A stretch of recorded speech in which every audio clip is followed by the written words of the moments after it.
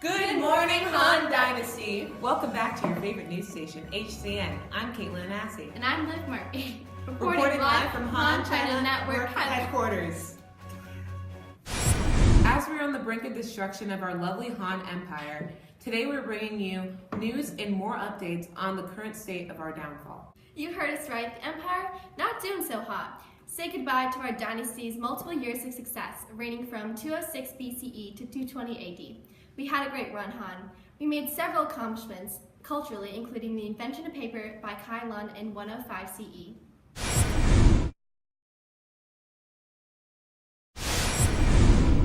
We also adopted a more moralistic and moderate lifestyle that centered on Confucianism, where we ruled morally to be more beneficial for our people. Not only to mention our most prized accomplishment, the building of the Great Wall that protects our country from invading nomadic groups.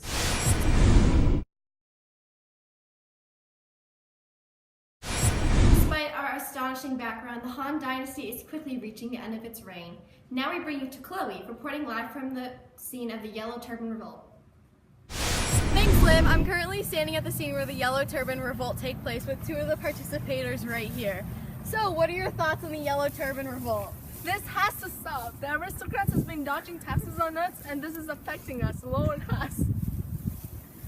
If you believe that it is unfair for the aristocrats to hoard money for their own leisurely purposes like this, while we struggle to obtain food and water, come join the revolt. Okay, now back to Liv and Caitlin in the studio. Breaking news. The Yellow River has flooded once again. We take you live to one of our reporters on the scene. Are you drowning? How has the Yellow River flood affected your life? It has ruined my home, and it has destroyed all my farmland, and I'm left with no job that I'm very much in need of. And since this has happened before, I know that the upper class will not provide me with any resources, help, or support. I'm so sorry for your loss. Thank you.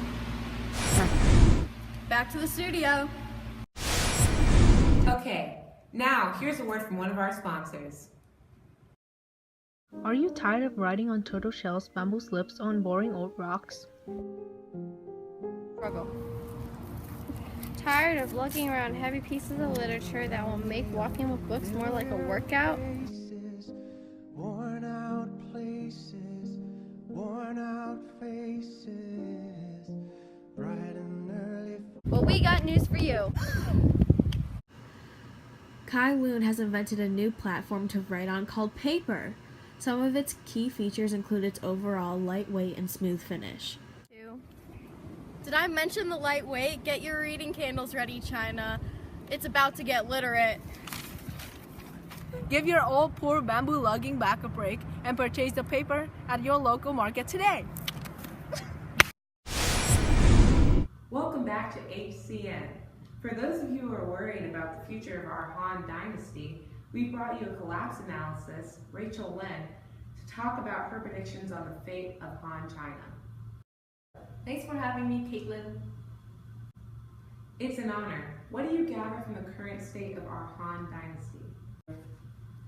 The political status has fragmented due to the uniques embezzling money and fighting one another for more power, not to mention the overall ignorance toward the common people's struggle with famine, natural disaster like the Yellow River floods and earthquakes, and diseases such as the smallpox and measles that spread along the Silk Road.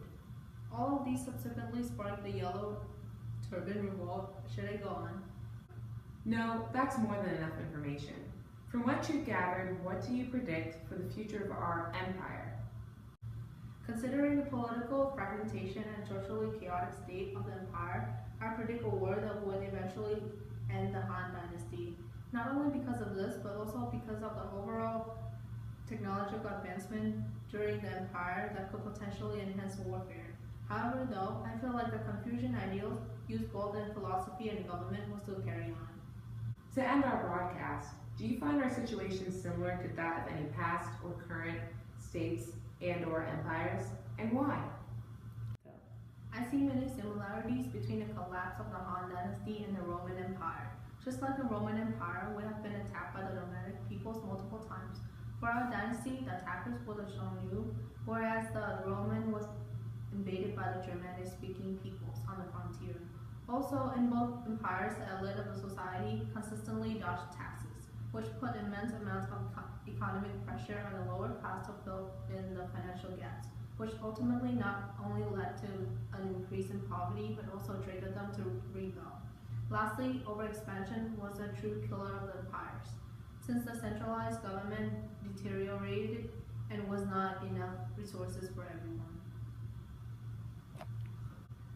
Okay, thank you so much for all your insight on what's happening. It's my pleasure. Thanks for having me on HCN. I'm Kayla Anasi, and I'll see you next time on HCN, hopefully.